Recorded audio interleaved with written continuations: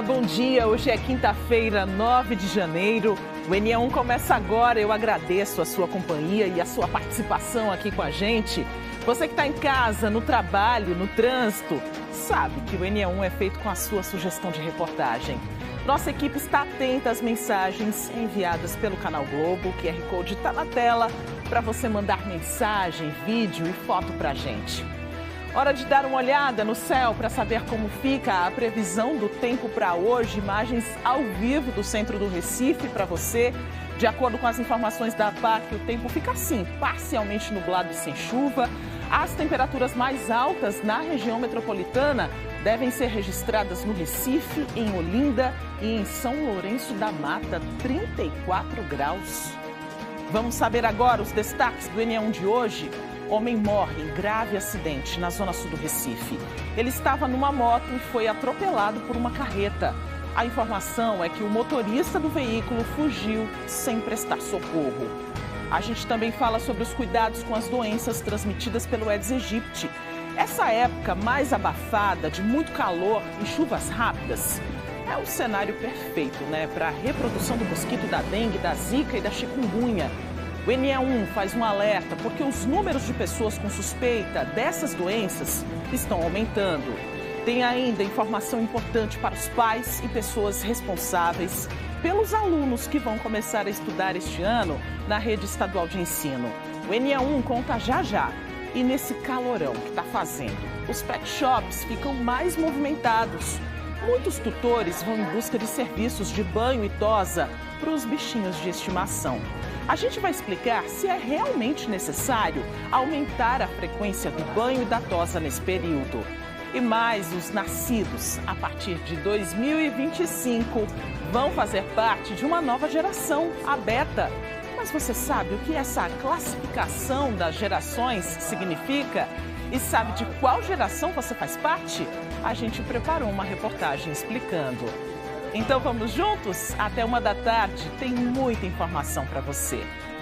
Agora são 11h49. Essa época mais abafada, de muito calor, chuvas rápidas, é o cenário perfeito para a reprodução do mosquito Aedes aegypti.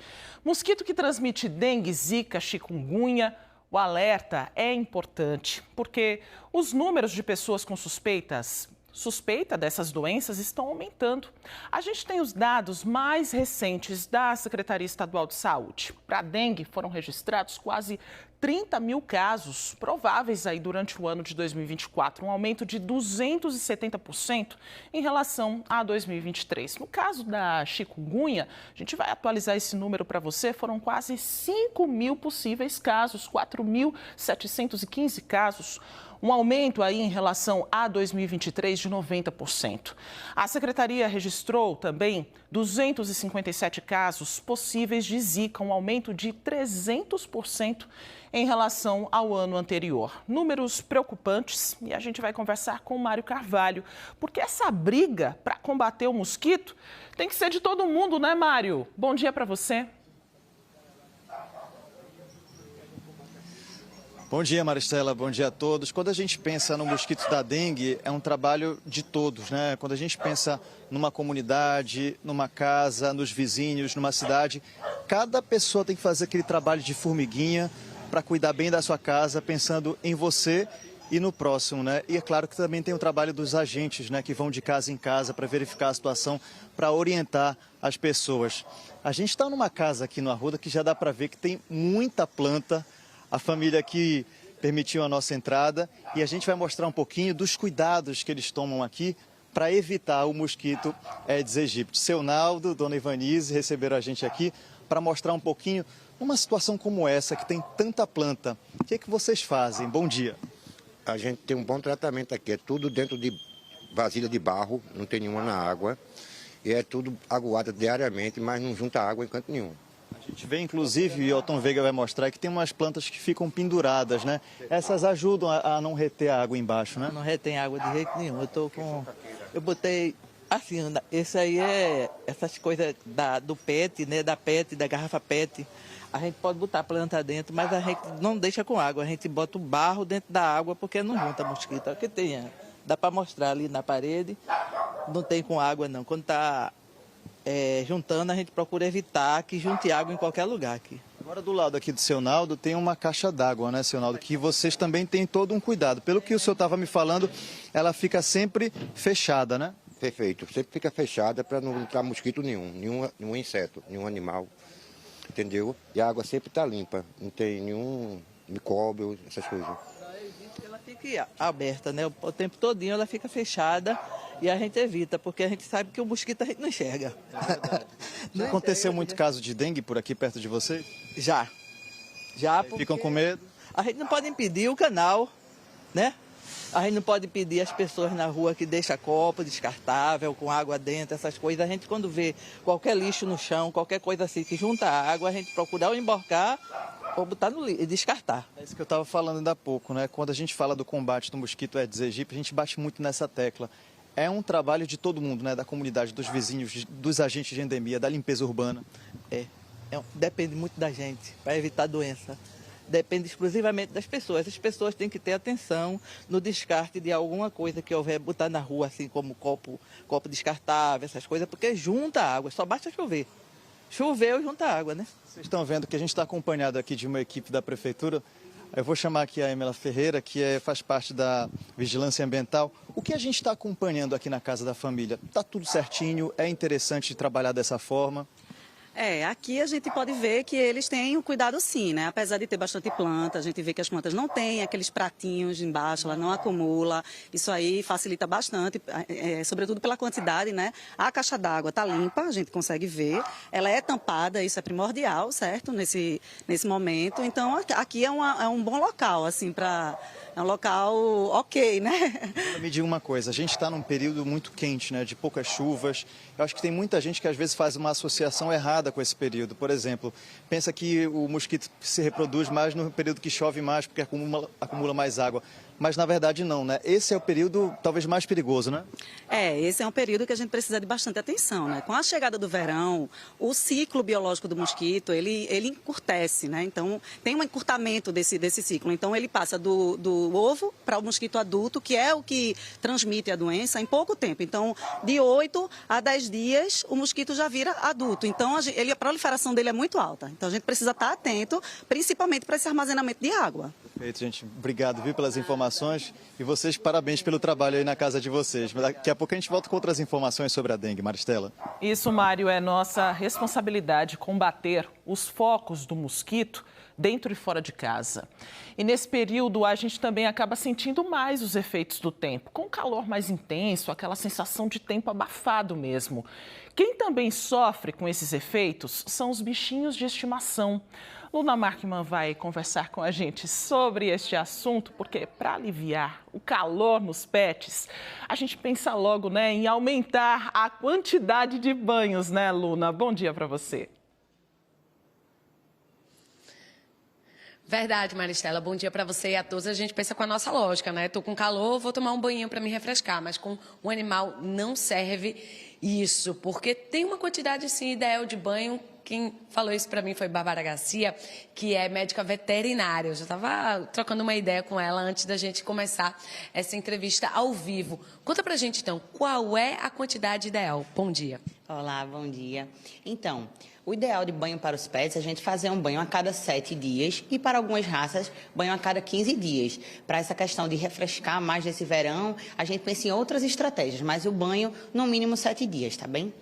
Vou querer destrinchar melhor essas estratégias, mas deixa eu apresentar onde é que eu estou. Eu estou num curso de banho e tosa que fica no Cordeiro. Gabriel está à frente desse espaço. Tem aqui, ó, já um cliente. Quem é esse? Essa é a Belinha, tá aqui, veio tomar o banho dela, né, para se refrescar e ao mesmo tempo ter esse cuidado porque é um cão de dupla pelagem, né, é um cão do tipo primitivo. E aí precisa ter esse cuidado com a pelagem secundária para a gente não retirar, para não desenvolver outros tipos de problemas. Então, dependendo da raça, se tem mais pelo ou menos pelo, esse banho pode ser, então, mais espaçado, não precisa ser toda semana. Pode ser mais espaçado, mas não pode ser assim, um banho por mês, a cada 15 dias. No caso do Spitz, não, ele pode ser toda semana. Mas Husky, Chow, essas raças de cães que tem nórdicas e de muito pelagem, aí precisa ser a cada 15 dias. Mas o Spitz pode ser toda semana sem problema por conta da pelagem dele também. Então, deixa eu só voltar aqui para a médica veterinária. Que outras estratégias a gente pode utilizar para manter o animal confortável nesse verão? Certo. O ideal é a gente sempre manter esses pacientes, né, à sombra, evitar que eles fiquem expostos a esses momentos que estão muito quentes, esse horário de pico, né, em torno do meio-dia, para que eles não fiquem expostos ao calor. Além disso, a gente oferecer água fresca para eles, colocar gelo nos potinhos de água, colocar outros potinhos também ao longo da casa, para ele ficar, toda vez que ele passar, ele beber essa água fresca. A gente também pode introduzir picolés naturais. Tem algumas empresas que já distribuem esses picolés industriais de frutas, mas a gente também pode fazer os picolés caseiros, tá certo? E a gente vê que o animal gosta de ficar com a barriguinha, né, no chão quando ele está geladinho. Isso mesmo. Porque quando ele coloca a barriguinha no chão, o chãozinho normalmente é cerâmica, porcelanato, é mais fresquinho e aí vai dar uma sensação de alívio para esse calor, né, que ele está sentindo. Vale colocar uma toalhinha úmida? Hoje em dia existe no mercado os tapetinhos gelados, que eles já fazem esse papel. A toalha molhada eu não recomendo, pensando na possibilidade de ficar úmido a pele desse paciente e ele acabar desenvolvendo alguma dermatite devido a essa umidade, tá bom? Já já a gente volta a conversar com a médica veterinária e também com o groomer, que é a pessoa que cuida da estética do animal, para pegar mais dicas sobre tosa e também sobre cuidados com pet no verão, Maristela. E eles estão ficando muito bonitos e bem cuidados por aí. Daqui a pouco você volta, então, Luna, com outras informações para a gente. Começo de ano, janeiro de muitas contas, o que não falta é boleto para pagar, né? IPTU, IPVA, escola de filho, fora as outras despesas da casa. Quem passou do limite em dezembro, comprou demais ou já tinha dívidas, agora está numa situação complicada. Uma pesquisa do Serasa mostrou que 55% dos brasileiros pretendem gastar até R$4 mil para pagar contas típicas de início de ano e que essas despesas extrapolam o orçamento doméstico em 21%. Natália Dielu está com um economista para ajudar a gente. Por onde começar a negociar, hein, Natália? Bom dia para você. Bom dia, Maristela. Bom dia a todos. É importante ficar atento às contas que podem ser parceladas, né? A gente tem hoje algumas possibilidades, como no IPVA, no IPTU. A gente está aqui ao lado de Vitor Borba, que é economista, e vai trazer mais orientações para a gente. Muitos desses parcelamentos, boa tarde, Vitor, são sem juros, né? Então, pode aproveitar mesmo essa possibilidade? Bom, boa tarde, Natália. Boa tarde você que nos acompanha nessa tarde. É possível sim. Nós temos algumas contas essenciais que não podem deixar de ser pagas no início do ano, de serem pagas o IPTU, o IPVA, muitos seguros de veículos, do carro, da moto. No entanto, o governo do estado oferece uma alternativa de parcelamento do IPVA. E as prefeituras costumam oferecer possibilidades de parcelamento para o IPTU. É importante que o contribuinte, você que nos ouve nessa tarde, estejam atentos a essas alternativas. Os seguros, por exemplo, junto às instituições financeiras, também podem ser parcelados. É claro, as condições à vista tendem a ser um pouco mais vantajosas, mas para quem não tem essa condição no momento, é possível sim. E é uma alternativa absolutamente recomendada pelos especialistas. A parte de matrícula, de compra de material escolar, alguns estabelecimentos de ensino oferecem também a oportunidade de parcelamento dentro da própria instituição. E caso não ofereçam, principalmente para a parte de compra de material escolar, existe sempre a alternativa do cartão de crédito, sempre tendendo a ser utilizado de forma responsável, consciente, de acordo com a renda mensal das famílias. O que a pessoa faz também para não ficar assim muito aperreada nesse período? Porque a gente sabe que essas contas todas vêm em janeiro, mas em dezembro tem as festas de fim de ano, em que normalmente se gasta muito. O que pode ser feito? Bom, vamos lá. Existe um ditado na educação financeira que diz assim: quem planeja erra menos. Então, o ideal é que as famílias, sabendo que essas contas virão no início de janeiro, no início de fevereiro, se programem ao longo do ano, fazendo uma pequena reserva, para poderem cobrir esses gastos que todo ano vem. Então, não é um gasto surpresa. Basta a gente ter um pouquinho de planejamento. E aí a gente se pergunta, mas e as famílias que não conseguiram cumprir esse planejamento? Que não conseguiram poupar ao longo de em 2024. Existe a alternativa do uso do cartão de crédito, sempre de forma moderada, observando a quantidade de gastos que são possíveis de serem realizados de acordo com a renda que a família tem. Em relação ao cartão de crédito, muitas dessas contas têm que ser pagas, né, em dinheiro, né? E alguns bancos, especialmente bancos digitais, dão a possibilidade da pessoa usar o limite do cartão de crédito para fazer um Pix, por exemplo. Isso é recomendado? Veja bem, como a gente disse lá no início, usar o cartão de crédito não é um problema, desde que ele seja utilizado de forma consciente. Afinal de contas, o juros rotativo aqui no Brasil, para quem atrasa as contas do cartão de crédito, os pagamentos dessa modalidade de pagamento, são extremamente elevados, um dos maiores do mundo.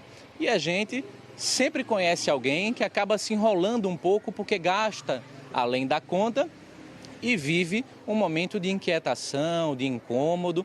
Existe solução, desde que a gente consiga reduzir os consumos hoje, poupar um pouco, pagar as dívidas e passar a consumir um pouquinho mais amanhã. Tá certo, muito obrigada, Vitor Borba, economista, dicas aí super importantes e aí essas possibilidades, né, para as pessoas em relação aos parcelamentos dessas contas de IPVA, IPTU, dá realmente para usar essa possibilidade para tentar colocar ali, balancear essas contas, Maristela.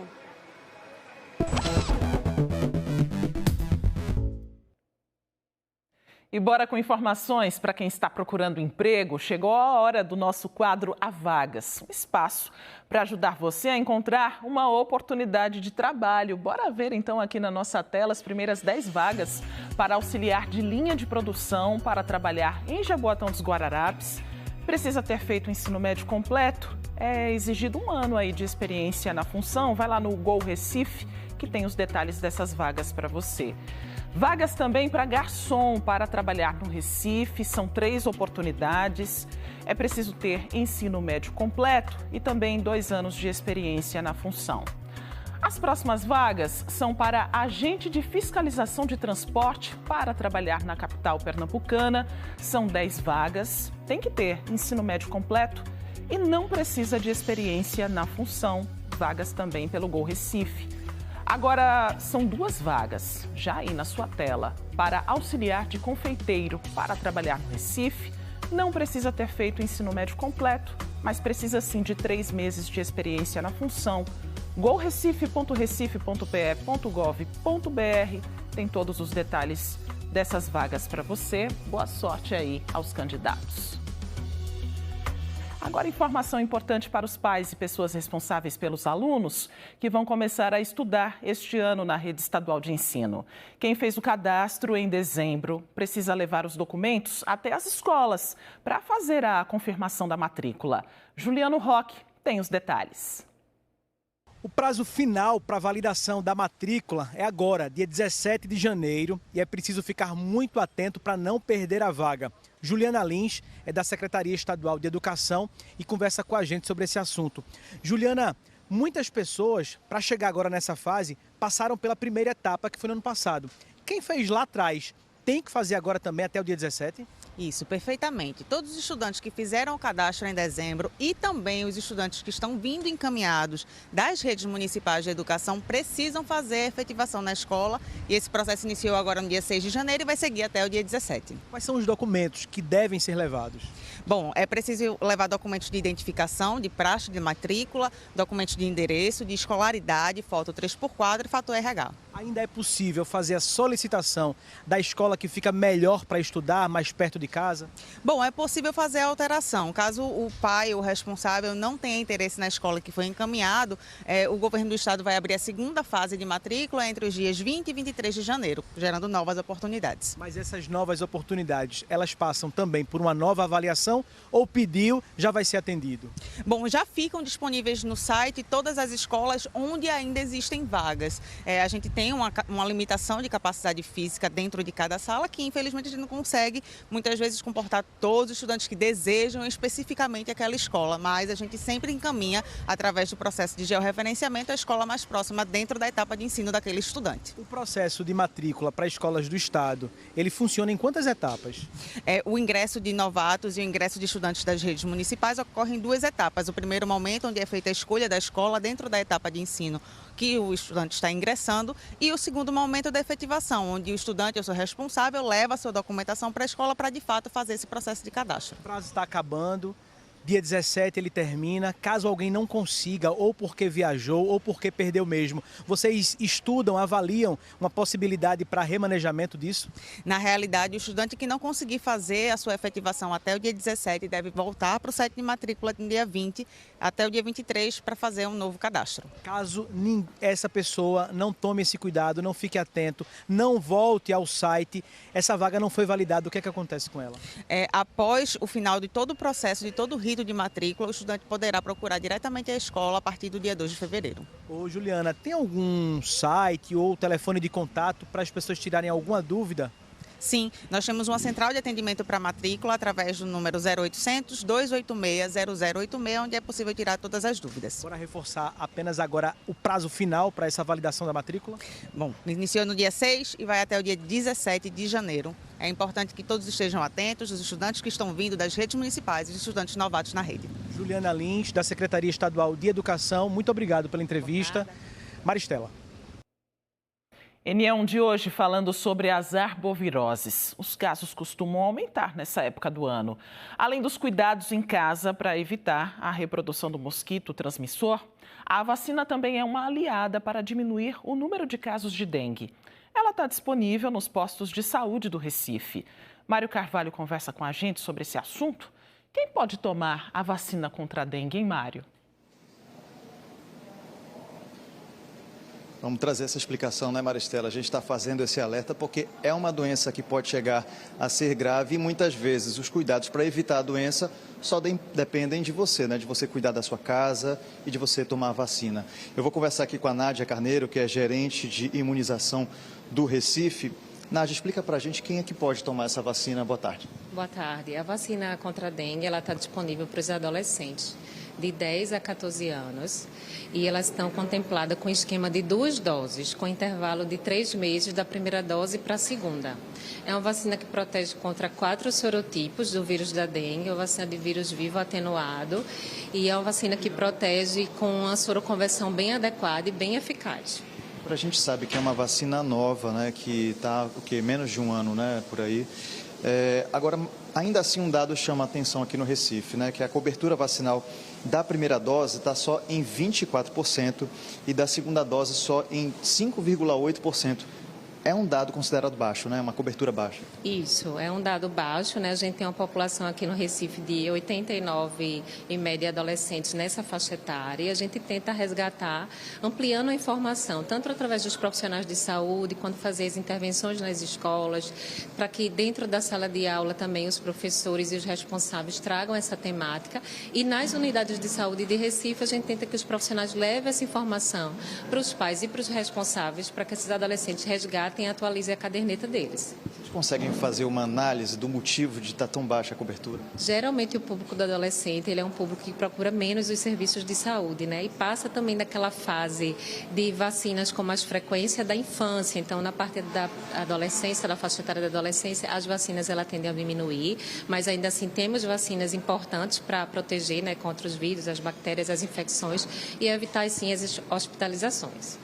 Qual é o alerta feito em cima desses números baixos, né, e dos adolescentes que ainda não tomaram a vacina? A vacina da dengue está recente no calendário, né, com menos de um ano. Ela foi implantada no calendário em torno de abril do ano passado, aqui em Recife, né, e nacionalmente desde janeiro.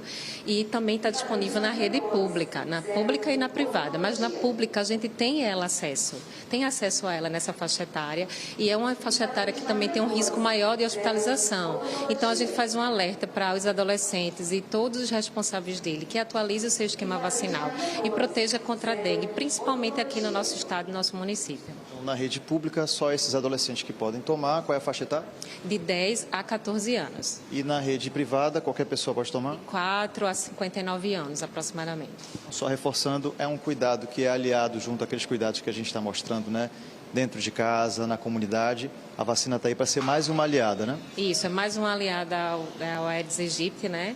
A doença da dengue, e além dos cuidados que a gente tem domiciliar, né, com o foco de dengue, os cuidados de higiene, também precisamos nos proteger com a vacina. Muito obrigado pela entrevista, viu? Maristela, está dado o recado. Isso, os casos podem ficar mais graves, principalmente nessa faixa de idade, né? Os casos aí que podem acometer e ir para uma hospitalização, acometer esses adolescentes, então é tão importante essa prevenção. Obrigada, Mário, pelas informações. Os nascidos a partir de 2025 vão fazer parte de uma nova geração, a Beta. Mas você sabe o que essa classificação das gerações significa? E sabe de qual geração você faz parte? A gente preparou uma reportagem explicando. Clara vai ter um filho em junho. Ela e Marcelo vão ser pais de uma criança que vai fazer parte da geração Beta.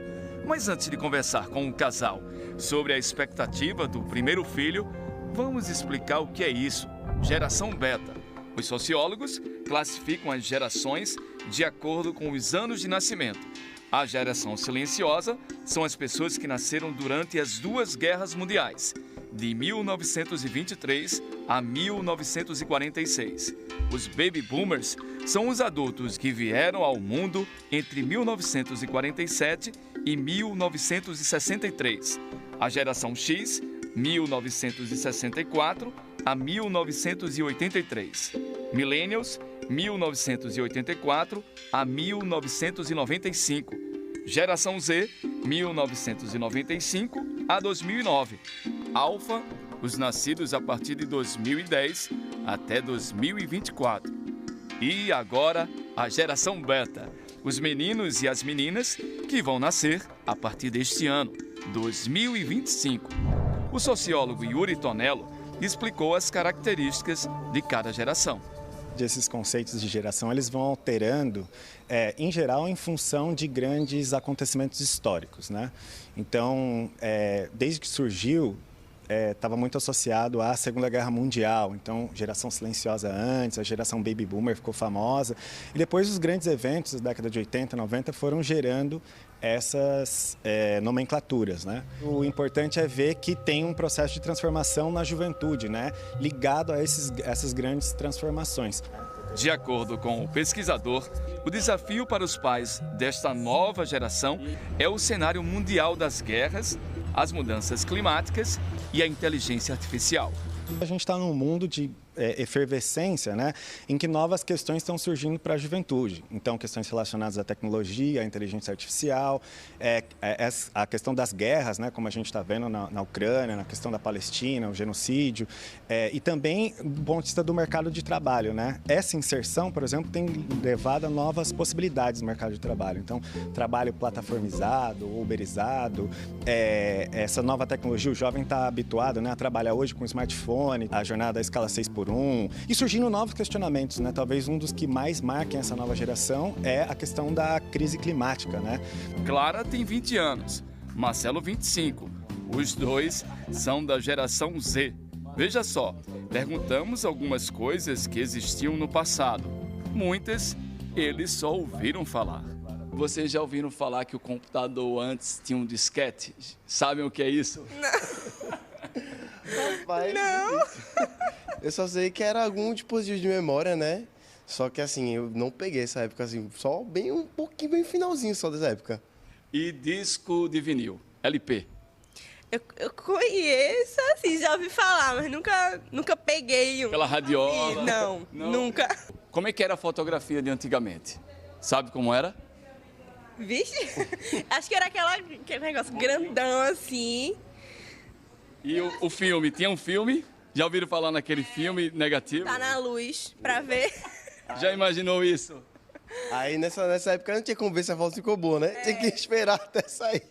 Então, Clara, como será a tecnologia até 2100, quando o filho dela tiver 75 anos e ela 95 anos. Carro voador. Falamos que em 2025 ia ter, não teve. Vai que na geração do meu filho tem um carro voador, né? O casal quer que o filho não fique longe do mundo real que existe fora das telas de computadores e celulares. Vai ser um desafio enorme para a gente, né? Porque ele vai estar enfrentando assim, essa grande massa de informação da tecnologia e a gente vai ter que saber lidar para ajudar ele, para ele entender o que é benéfico e o que não é, né? Nessa tecnologia para ele. Que venha logo o filho de Clara e Marcelo.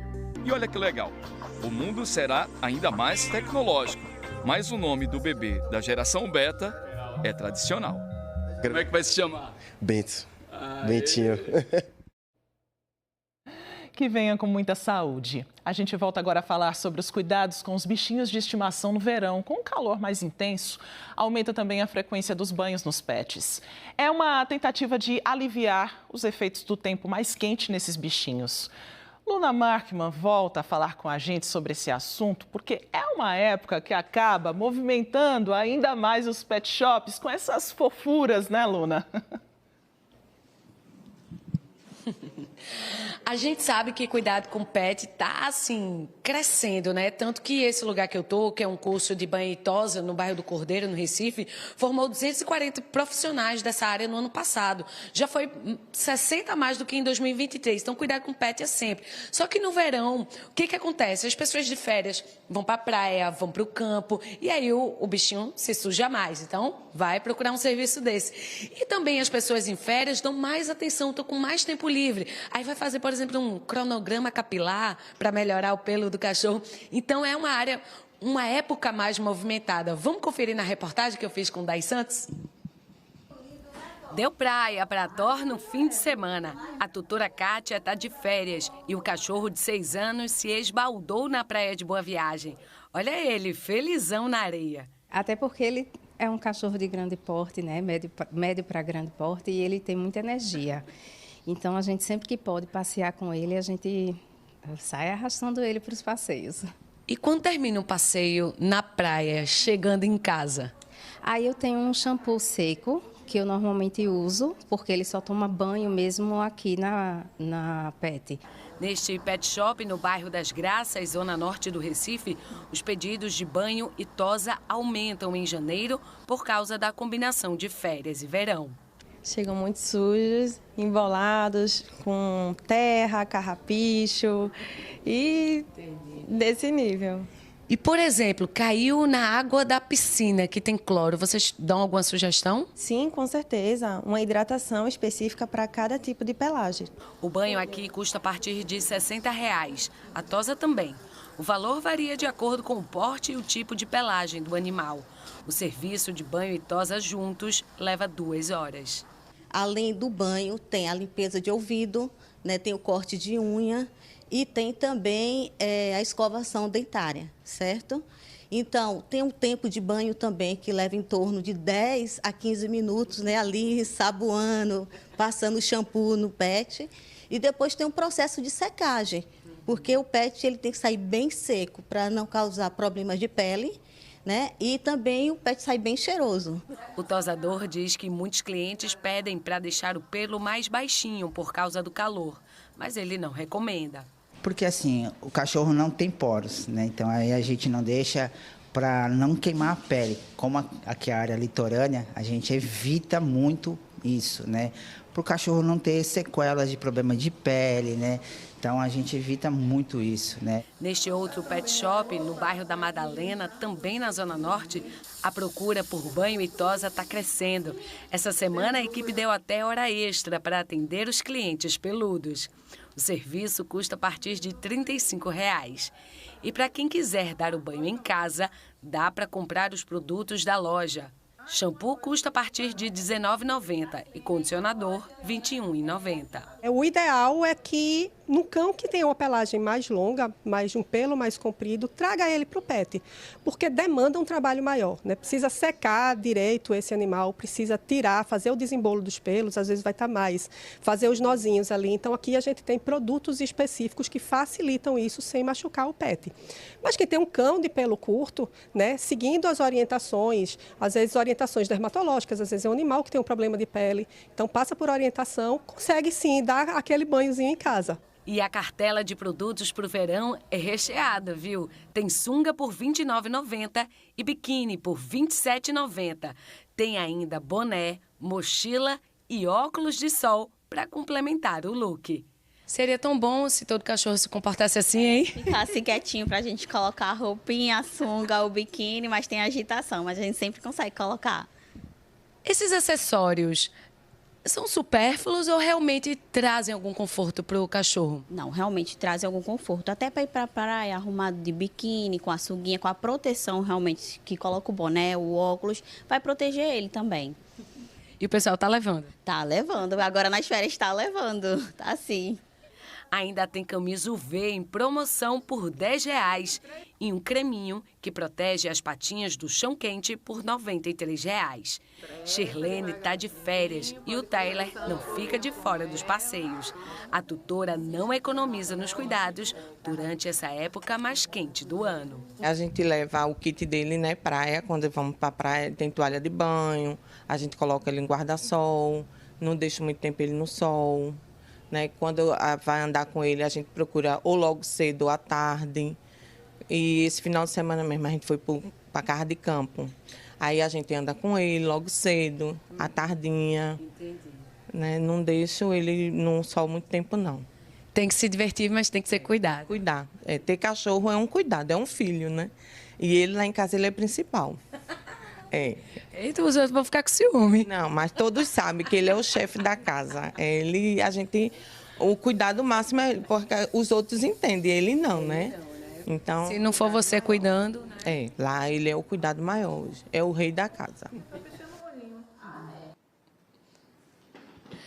Tá vendo? Tyler é o rei da casa, não é para os filhos ficarem com ciúme da mãe não, tá? Porque, como ele explicou, nós, seres humanos, sabemos, né, quais são os cuidados que a gente precisa ter, Gabriel, por exemplo, para se manter higiênico, se manter protegido do sol, né? A Kátia falou que dá banho seco. Funciona? O banho seco funciona nos intervalos de banho. Ele serve mais para a higienização da patinha, da partezinha íntima do pet. Mas o ideal é a gente procurar sempre banho a seco, que tenha proteção UVA e UVB, entendeu? Que é para poder fazer essa proteção, não só a limpeza, mas também a proteção do pelo e da pele do pet. O Eduardo, o tosador, falou que não dá para tirar toda a pele, apesar, a gente pensa, né, que está com calor, mas qual é a lógica?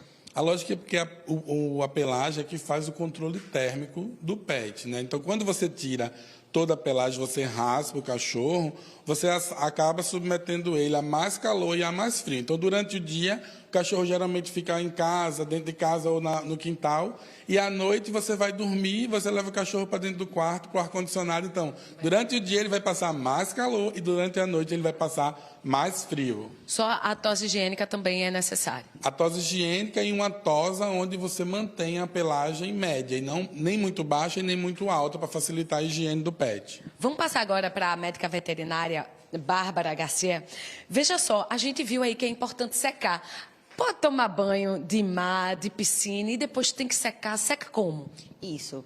Depois de ele tomar banho de mar ou de piscina, tem que fazer o banho, né, com um shampoozinho para a gente tirar esse cloro, tirar essa água salgada. Logo em seguida, a gente usa uma toalha para tirar esse excesso de água e precisa secar esse pet com um secador. Porque se a gente deixar úmido, a gente pode deixar mais propício a desenvolver fungos em pele. Agora, qual é o sinal que o cachorro está com calor?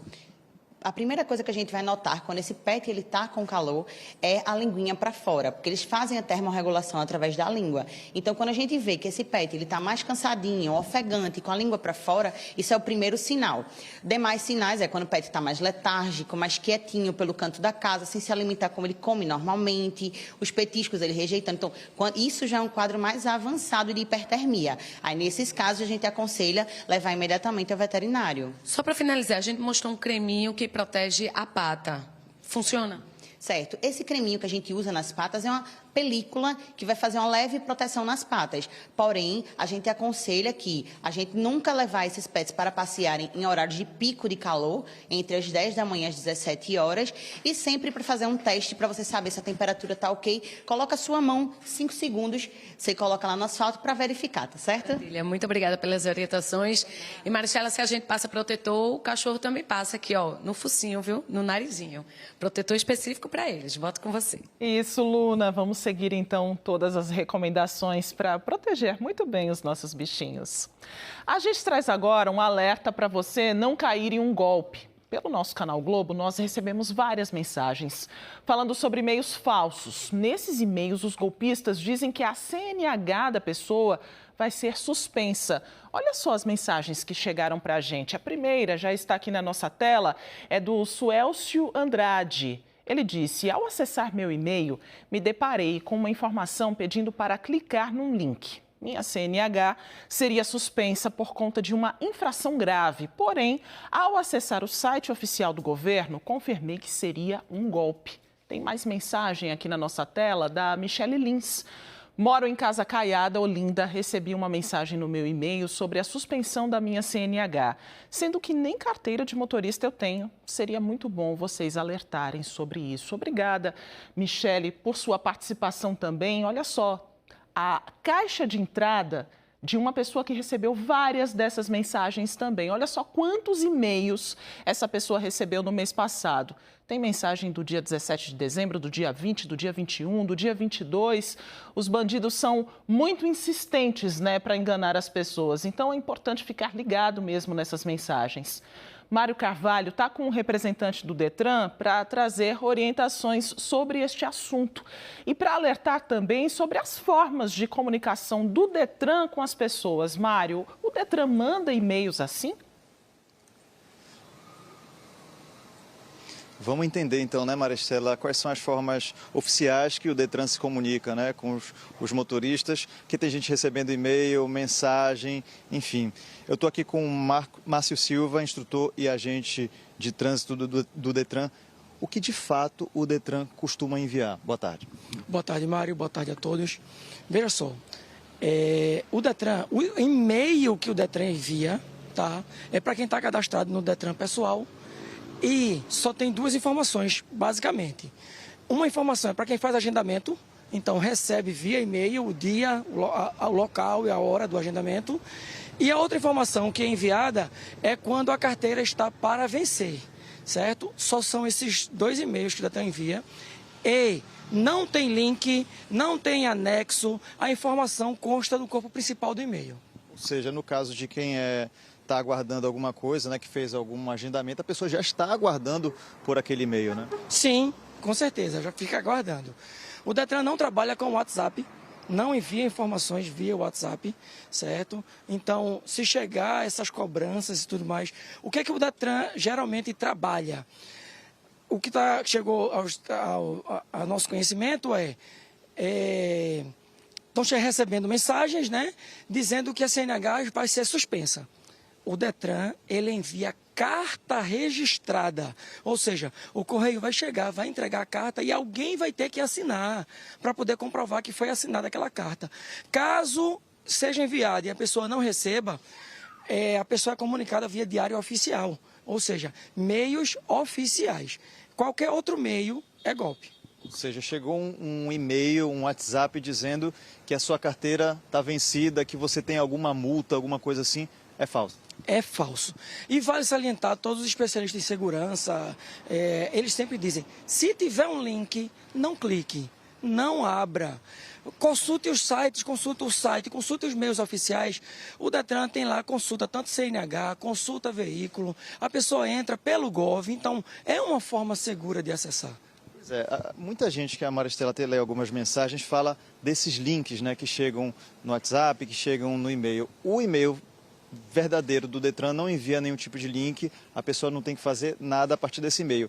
ela pode entrar no site do Detran, pode consultar a própria carteira, tem ali a data de vencimento, né? Você tem o site do Detran e você tem a CDT, que é a Carteira Digital de Trânsito, certo? Você pode consultar por ali. E volto a dizer, o único e-mail que o Detran envia é dizendo que a validade da carteira está próxima, ou seja, a carteira está para vencer. Márcio, muito obrigado pelas informações, viu? Maristela, eu volto com você. Com esse alerta, a gente segue agora com outros assuntos. Um vigilante foi baleado enquanto trabalhava no Porto de Suape. O homem, que não teve o nome divulgado, estava trabalhando em uma empresa localizada no Porto de Suape, em Pojuca, durante a madrugada, quando foi baleado. A Polícia Civil disse que a vítima é vigilante de uma montadora de motos. Ele foi encontrado com vários tiros dentro do pátio de um estacionamento de veículos. A Polícia Militar também esteve no local. O vigilante foi socorrido pelo SAMU para a UPA do Cabo de Santo Agostinho e depois transferido para um hospital no Recife. A Polícia Civil está investigando o caso, que foi registrado como tentativa de latrocínio, que é o roubo seguido de morte. Ainda não há informações sobre o estado de saúde dele. Um motociclista morreu hoje pela manhã atropelado por uma carreta num acidente na zona sul do Recife. Ele era aluno do curso de formação da Polícia Militar. De acordo com testemunhas, o motorista da carreta não ficou no local da batida para prestar socorro à vítima. O acidente aconteceu na Avenida Mascarenhas de Moraes, na pista de quem vem no sentido Jaboatão-Recife. De acordo com testemunhas, um motociclista se envolveu em uma batida com uma carreta. Foi às 5h20 da manhã. O motoqueiro morreu na hora. Era David Mateus Pereira, de 25 anos. Parentes contaram que ele era aluno do curso de formação da Polícia Militar. O pai da vítima foi ao local e fez o reconhecimento do corpo. O motorista da carreta não ficou no local depois da batida. Por causa do acidente, um longo congestionamento se formou aqui na Avenida Mascarenhas de Moraes. Por horas, apenas uma das 4 faixas ficou liberada para o trânsito. Do alto, o Globocop registrou o engarrafamento que se formou. Uma longa fila de veículos até o Jordão. A CTTU estava no local para orientar os motoristas. Uma equipe da Polícia Civil foi enviada para dar início às investigações do acidente. A Polícia Militar também foi acionada. Na sequência, peritos da Polícia Científica chegaram. Eles fizeram medições e registraram fotos do local do acidente e do corpo. Um dos pontos registrados pela perícia foi uma marca de frenagem de pneus duplos na pista. A marca começava a alguns metros do acidente e terminava no exato local onde estava o corpo. Câmeras de segurança de estabelecimentos próximos devem ajudar nas investigações. Muitos motoristas que passavam nos 2 sentidos da Mascarenhas paravam para olhar. E no sentido contrário de onde aconteceu o acidente, um carro bateu em uma moto. Ele parou aqui na minha frente, freou de vez, o piso molhado, aí escorreguei. Vamos para olhar o acidente. Foi aqui do outro lado. Se machucou? Oh, graças a Deus, só caí mesmo, não me arranhei não, tudo certo. É por conta disso que acontece o acidente, né? Por conta de curiosidade aí. Minutos depois, outra batida no entorno do local do acidente. Tentando entrar na faixa em que o trânsito estava fluindo, o carro vermelho acabou batendo na lateral dessa carreta. Se eu estava no meio aqui do banco do caminhão, eu não vi direito não, só sei que ela foi logo na frente da gente. Por causa da faixa que está interditada, ela tentou passar na frente. Como fosse um motoqueiro. O trânsito no local foi liberado há pouco. A Polícia Militar divulgou uma nota de pesar, lamentando a morte de David Miguel Ferreira da Silva, que era aluno do curso de formação da PM. Uma mulher está internada em estado grave depois de ser mordida por um sagui no interior do estado. O caso foi confirmado como sendo de raiva humana. O último registro da doença tinha sido em 2017. Luna Markman está de volta e tem informações para a gente. Luna? Maristela, a paciente é uma mulher de 56 anos de Santa Maria do Cambucá, que é um município que fica no agreste do estado, ali perto de Taquaritinga do Norte. Ela foi mordida por um sagui na mão no dia 28 de novembro, mas foi veio aqui para o Recife, foi internada no Hospital Universitário Oswaldo Cruz no dia 31 de dezembro, ou seja, um mês depois, ao sentir sintomas como dormência. Aí os sintomas já estavam bem mais fortes do que no início do acidente, né? Aqui com a gente está o diretor-geral de Vigilância Ambiental do Estado, Eduardo Bezerra, porque a gente quer entender um pouco melhor essa história. Porque sagui é um animal muito comum, inclusive as crianças gostam de interagir no parque, né? Agora que está de férias, então tem essa preocupação.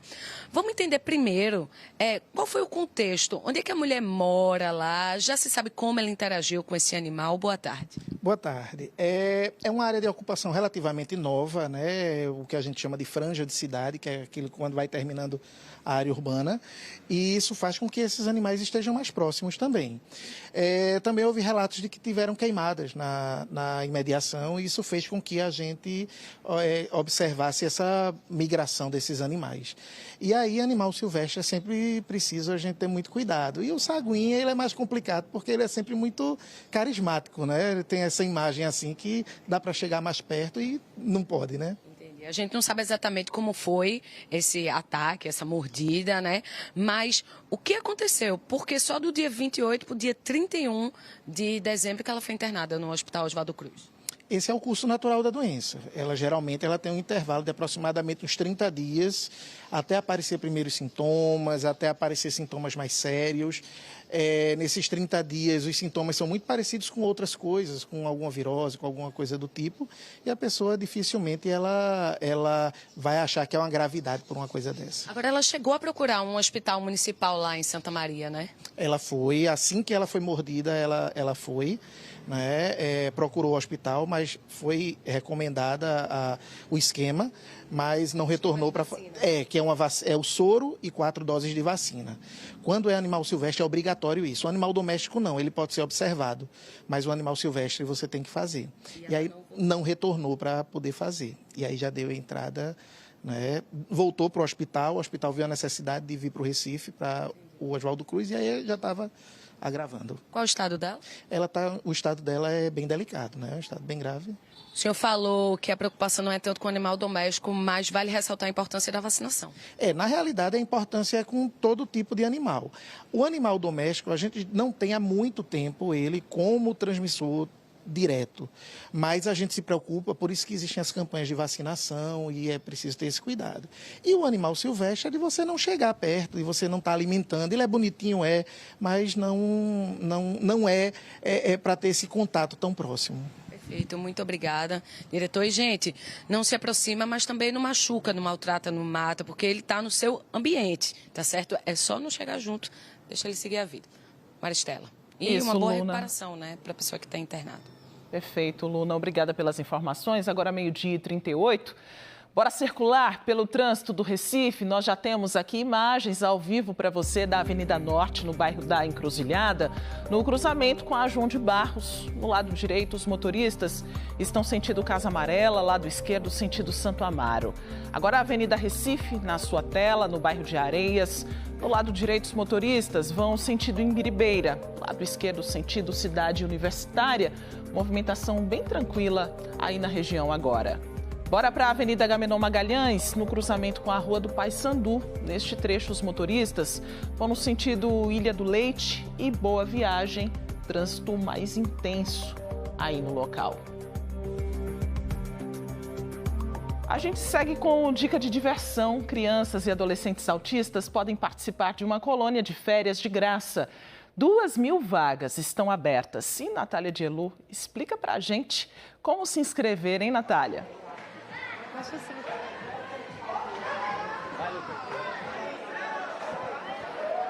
Maristela, ainda tem cerca de 2.000 vagas disponíveis, né? O Instituto do Autismo tem 9 unidades. Essa colônia de férias já acontece há 6 anos e é totalmente gratuita e muito animada, mobiliza muitas famílias, né? A gente tá vendo o pessoal aqui, ó, da recreação, muito feliz com esse momento aí de férias. São 3 semanas de colônia de férias, né?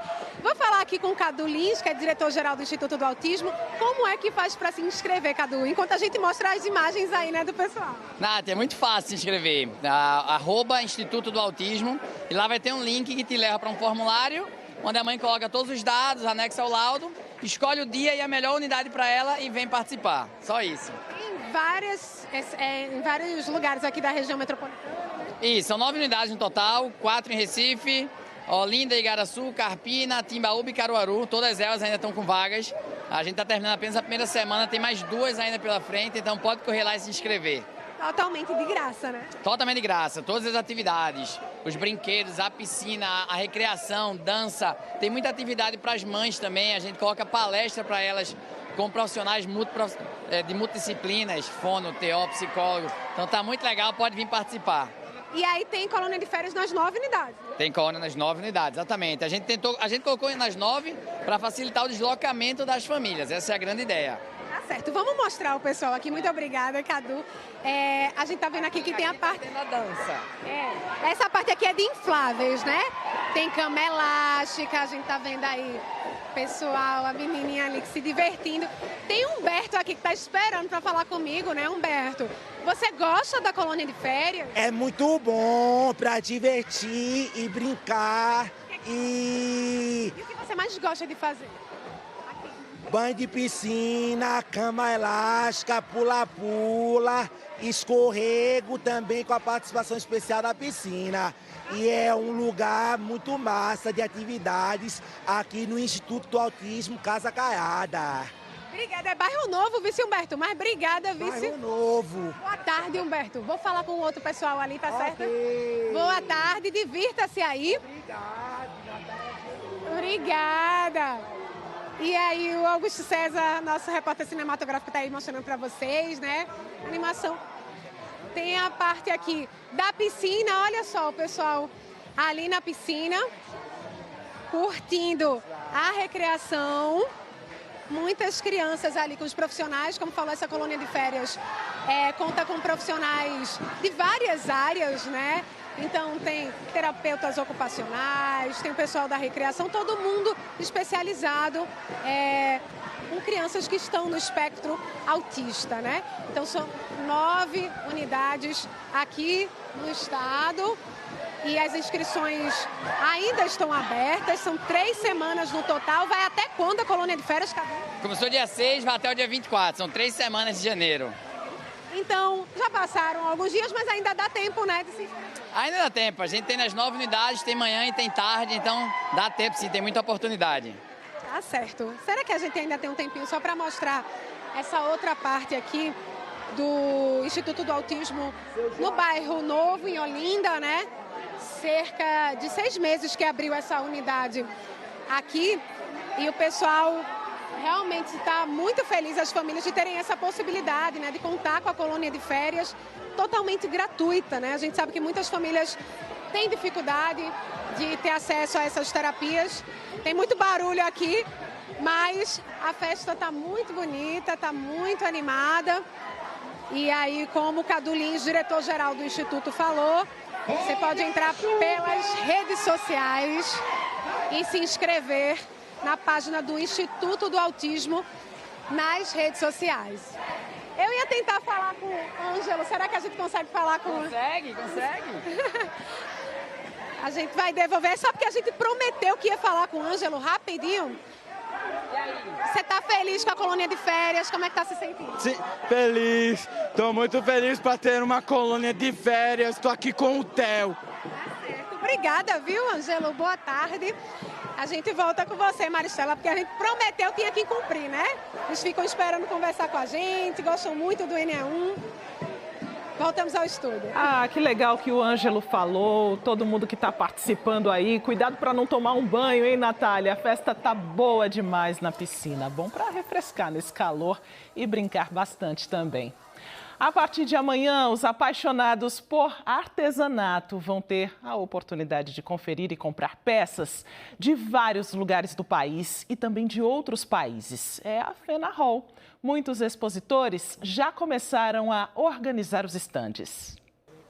As roupas com estampas e cores fortes, confeccionadas lá no Senegal, vão ocupar 2 estandes da feira.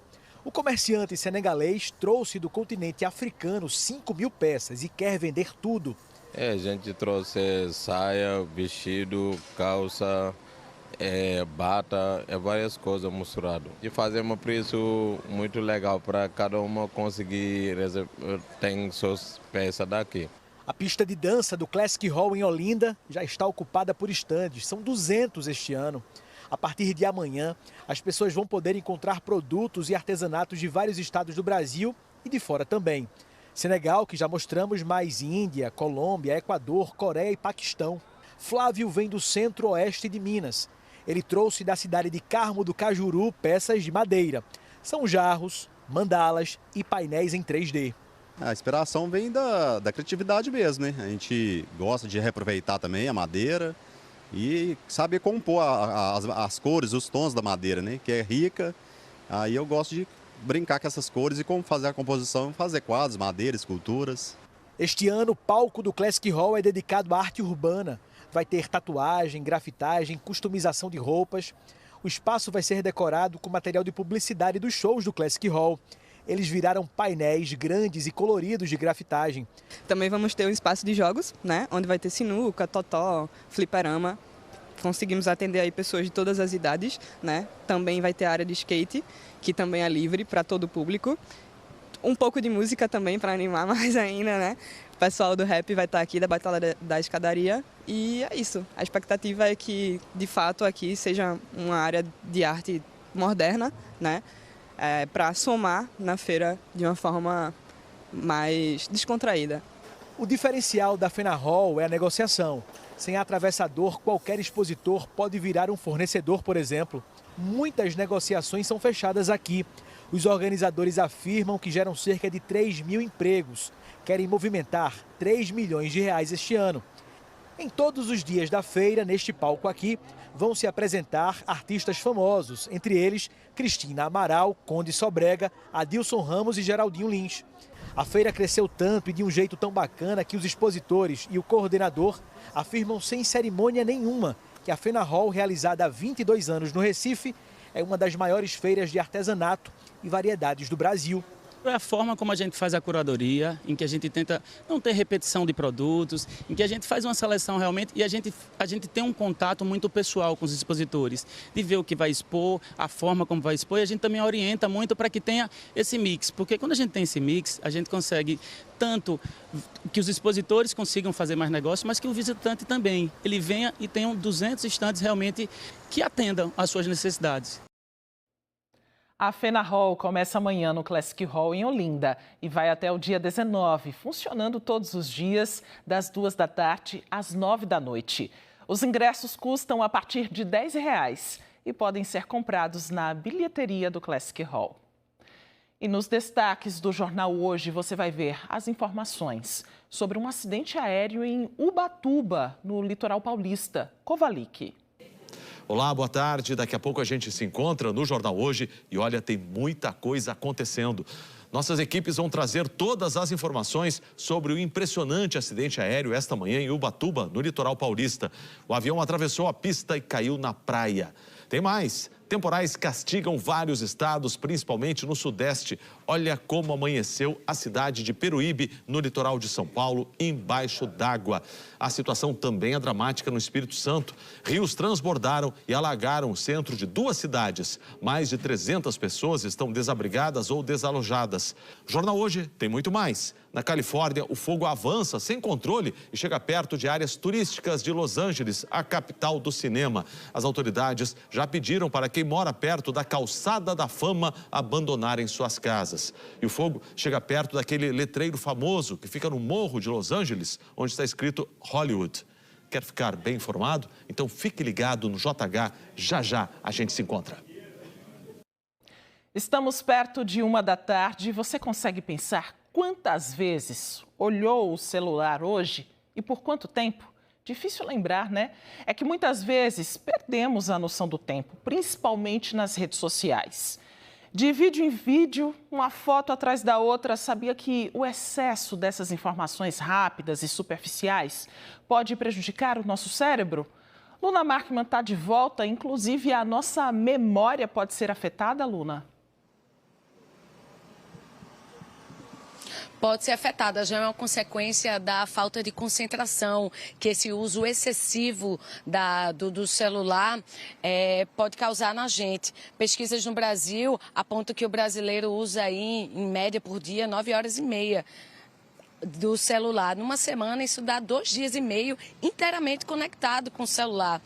Aqui comigo, o doutor Marcos Eugênio, que é neurologista, a gente te convidou para tentar entender, doutor, o que acontece no nosso cérebro enquanto a gente está mexendo ali no celular que leva a essa falta de concentração. Boa tarde. Boa tarde, Luna. Boa tarde, telespectadores. Primeiramente, as redes sociais elas foram projetadas exatamente para isso, para lhe manter conectado pelo máximo de tempo possível. Manter você aquele seu tempo útil que você poderia estar fazendo alguma outra atividade, você está ali o tempo todo sem sair da rede social.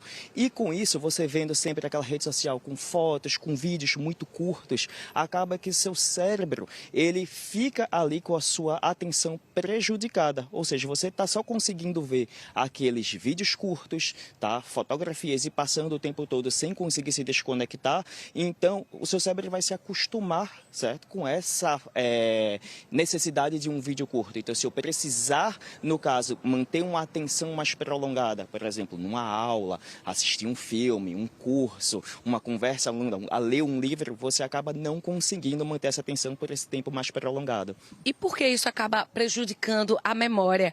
Eu penso assim que algumas pessoas imaginam, não vou decorar o número de celular porque eu consigo achar na minha agenda, não vou decorar o caminho de tal lugar porque eu posso colocar lá um GPS. Exatamente. Você hoje acaba tendo esse processo de terceirização da sua memória. Você não decora mais o número do celular, como antigamente a gente fazia, porque você não necessita mais. Está ali ao alcance da sua mão. O caminho de um determinado local também. O aplicativo lhe mostra como chegar lá. Então, isso acaba sendo prejudicial à sua memória. E, como você falou, por que isso acaba prejudicando a memória? A nossa memória, o nosso processo de memorização, o primeiro passo dele, eu preciso, para adquirir uma memória, dar a determinada atenção àquele evento que eu estou precisando memorizar, para aí sim essa memória ser adquirida, ser guardada no cérebro, fazendo aí também para a parte de informática, clica lá o botãozinho salvar no cérebro, bem entre aspas, isso para poder adquirir essa memória. E por que com as pessoas jovens isso pode ser mais prejudicial, esse contato com as telas muito excessivo? Principalmente as crianças estão realmente mais susceptíveis a ter prejuízos nesse sentido. Crianças têm o cérebro ainda em desenvolvimento. Então, se você diminui a atenção deles, prejudica a atenção deles por uso excessivo de telas, então você acaba prejudicando esse processo de aprendizado das crianças e eles têm dificuldade no rendimento escolar, dificuldade de estudar e, consequentemente, aí, dificuldade de memorização. Nesse minutinho final, vamos dar dicas de como usar saudavelmente essas redes sociais?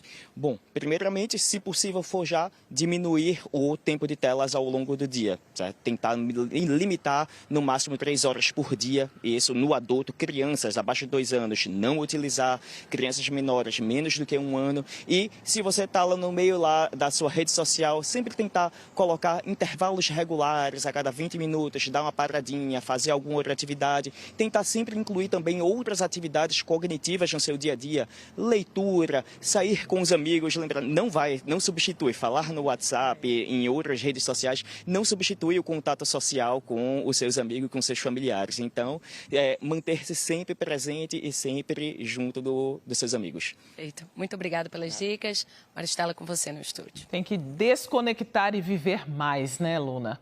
A seguir, cresce o número de separações entre pessoas acima dos 50 anos. E a gente fala sobre direitos de homens e mulheres durante o processo de divórcio. Não sai daí que o NE1 volta em instantes. Agora 12h54.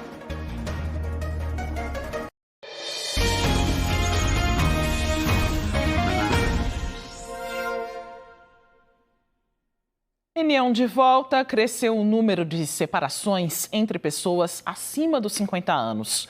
De acordo com o IBGE, 30% dos divórcios acontecem atualmente nessa faixa de idade no Brasil. É o chamado divórcio cinza. Em 2010, esse índice era de menos de 10%. Especialistas dizem que entre os motivos estão o aumento da expectativa de vida, a aposentadoria, o empoderamento feminino, mas a separação é só o início do processo. Mário Carvalho está com a gente nesse assunto também, é que outras questões precisam ser resolvidas com o divórcio e de acordo com o regime de bens decidido pelo casal, né, Mário? Isso mesmo, Maristela. Tudo depende do tipo de acordo que o casal fez lá no casamento. Carla Rangel, advogada, vai explicar para a gente. Eu queria que você começasse só resumindo para a gente, para quem está assistindo, quais são os tipos de acordo. Boa tarde.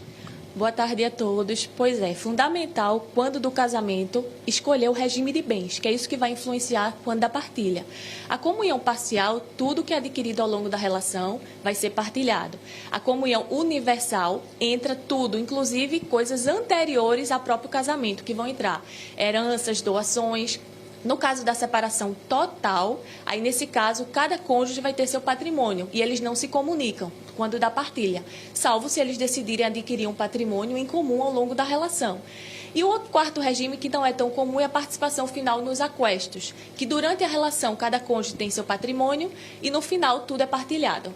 Agora a gente está falando de casamento, né? Quando a gente pensa na união estável, né? Que não é aquele negócio tão formalizado muitas vezes, ela se encaixa em qual regime? Pois é, e um detalhe, a união estável, ela tem o mesmo entendimento do casamento. Porém, é importante lembrar que é fundamental sempre ter um contrato de convivência estipulando essa união estável. Pois ela, se nada for dito, se você não faz esse contrato formal, cai no regime legal da As pessoas que só vivem juntas.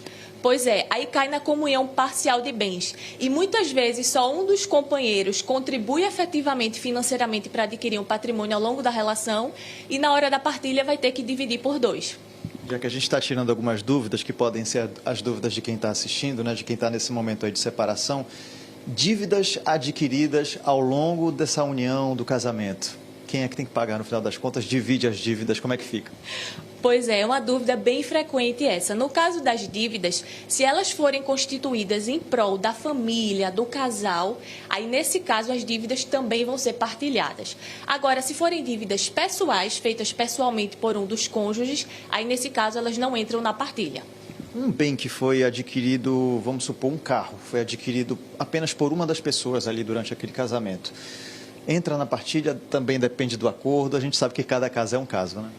Exatamente. Fundamental depende do regime de bens escolhido lá no início, quando tudo são flores, como dizem. Então, isso é que vai determinar a partilha de bens no final. No caso de um carro que foi adquirido, se ele foi adquirido ao longo da relação sob o regime da comunhão parcial de bens, ele vai ser dividido, embora venha sendo pagas as prestações apenas por um deles. Uma coisa que eu acho que muita gente não para pensar ou então nem sabe, né? FGTS, como é que fica a situação de quem tem o FGTS durante essa separação? Pois é, bem delicado o FGTS. Aí caímos novamente no regime de bens escolhido.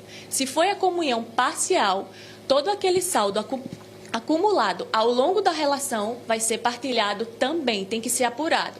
Agora, no caso de outros regimes de bens, da comunhão universal, todo o saldo acumulado, inclusive durante toda uma vida, vai ser partilhado. Separação total, não.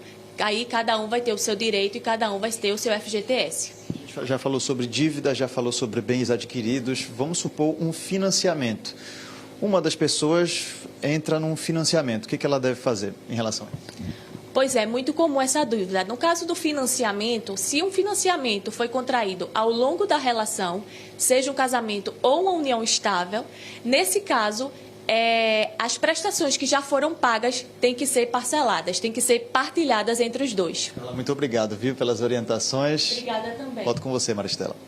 Obrigada, Mário. Ótima tarde para vocês. E o NA1 volta amanhã. Você, claro, pode rever e compartilhar as reportagens a qualquer hora no Globoplay. Uma ótima tarde para você também.